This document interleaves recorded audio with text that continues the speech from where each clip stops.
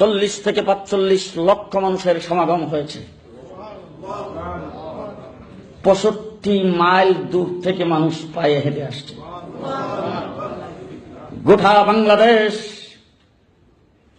সরকার এবং আওয়ামী তাণ্ডব, গাড়ি ঘোড়া সব বন্ধ করে দেওয়া হয়েছে, লঞ্চ স্টিমার বন্ধ করে দেওয়া হয়েছে, আমাদের নেতাকর্মীদেরকে গাড়ি থেকে নামায়ে পিটানো হয়েছে, কিন্তু তারপরেও বাংলাদেশের মানুষকে রুখতে পারে নাই।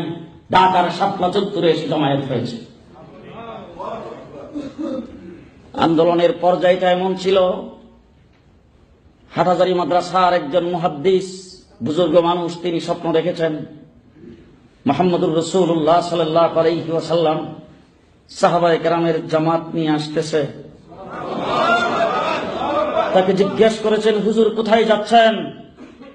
বলে, আল্লামা আহমদ শফী লং মার্চের ডাক দিয়েছে, আমি সেই লং মার্চে অংশগ্রহণ করার জন্য।